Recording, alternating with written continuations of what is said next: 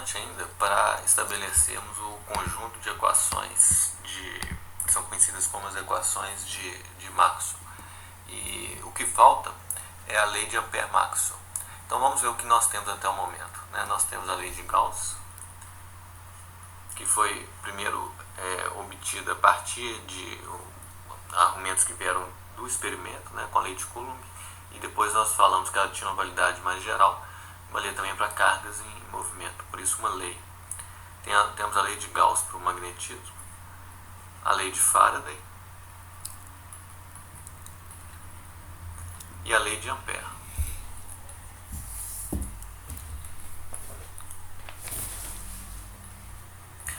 Agora, a gente precisa estudar um pouco mais a fundo os limites de validade dessa lei de Ampère para ver se tem alguma inconsistência, Porque além dessas equações, nós estabelecemos também uma equação para conservação de carga, que é a equação de continuidade. Ela diz que a divergência de J mais d ρ dt é igual a zero. É uma equação importante, ela expressa a conservação de carga, que pode ser vista aqui na forma integral. Quando eu escrevo essa equação dessa forma. Aqui eu integrei no volume, usei o teorema da divergência para passar para a integral de superfície. Aqui eu integrei também no volume, então fiquei com a derivada no tempo da integral do ρ no volume, que é a carga. Então isso mostra que se a carga diminui no volume, esse dqdt é negativo. E isso acontece porque eu tenho uma corrente para fora, passando pela superfície. Então aí isso aqui é positivo, isso aqui é negativo, a soma é zero. Se o dqdt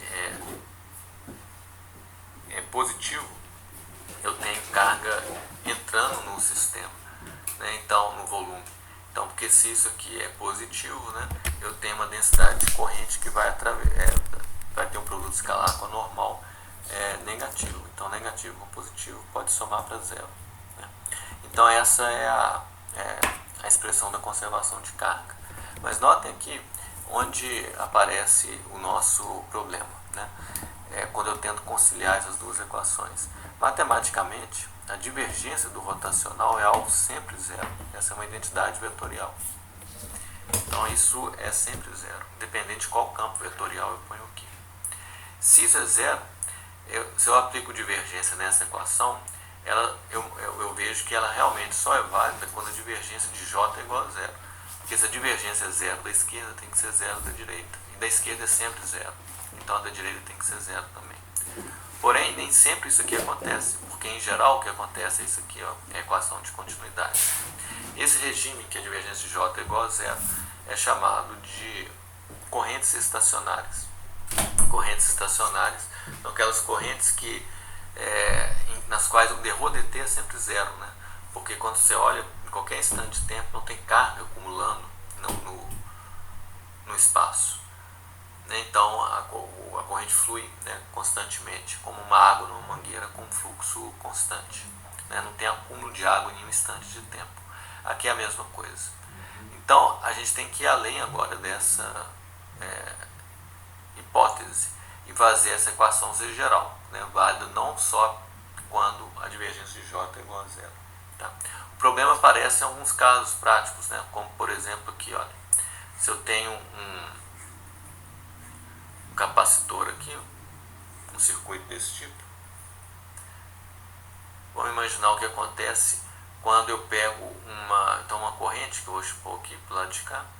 Se eu pego uma espira amperiana para calcular o campo magnético, aqui dessa forma,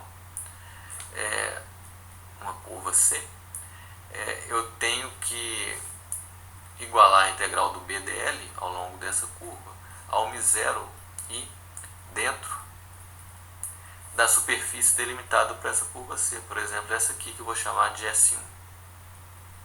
Bom, aqui a corrente que fura aqui é obviamente I. Então eu vou ter que o B, 2πr, é μ0i. Daqui eu tiro o valor de B. Tudo bem, mas eu tenho também uma outra superfície que é delimitada por essa curva C, por exemplo, essa aqui. Isso aqui seria uma curva S2. Qual que é a corrente que atravessa S2? ela é zero, né? É zero porque aqui eu tenho uma interrupção no fio, olha. Eu não tenho uma corrente de condução aqui. Então agora, B vai ser integral de B dl, que é B vezes 2πr, vai ser zero. Então B vai ser zero. Então eu tive duas respostas diferentes, né? Então isso aqui é inconsistente, né? Tem algo errado aqui. O que está errado é que eu tenho um capacitor que é um local do espaço aqui em que eu tenho acúmulo de carga no tempo. Então tem um dρdt diferente de zero. Logo a divergência de J é igual a zero. Aqui não tem uma corrente estacionária, não obedece isso. Então matematicamente eu vejo que essa é inconsistente, né? Fica inconsistente. A divergência de J é diferente de zero e a divergência rotacional de B é sempre zero. Então vamos corrigir isso. Então para corrigir isso eu vou partir da equação de continuidade, que é essa aqui. Aí eu vou tirar o vô da lei de Gauss, que me diz que isso aqui é válido. Então eu escrevo divergência de J é igual a menos ε0 divergência de dr dt. Eu posso escrever dessa forma. Então, passando isso para o lado esquerdo, eu vou ter divergência de J, aproveito a operação de divergência dos dois termos, mais ε0 dr dt é igual a zero. Ora, o que eu consegui aqui?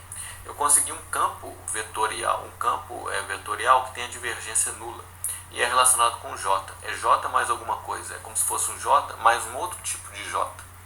E esse J total é um campo vetorial com divergência nula. Ora, por que então eu não coloco ele aqui? Ó? Rotacional de B não é M0J? Então no lugar de J, agora eu vou pôr J mais ε0 dr dt. Isso pode ser escrito como rotacional de B M0J mais μ0 ε0 dr dt. Então eu estabeleço isso como uma nova lei, que vai ser a lei de Ampère-Maxwell. Ela não é só acrescentar um termo, ela traz um fato físico novo. Antes nós tínhamos o J responsável pelo aparecimento de corrente, de campo. Corrente gera campo. Essa era a ideia da lei de Ampère. Agora nós temos algo novo, um fato físico diferente. Não só corrente gera campo, mas um campo elétrico variável gera um campo, que é algo simétrico ao que tinha na lei de Faraday. Um campo magnético variável gerava um campo elétrico induzido lá. Agora nós estamos obtendo o simétrico aqui para a variação do campo elétrico no tempo. Quando ela ocorre, aparece um campo magnético. Essa seria uma previsão teórica que a gente está fazendo com a inclusão desse termo. Então aqui é interessante que esses dois aspectos. Primeiro, um fato físico novo, o campo elétrico variável gera um campo magnético.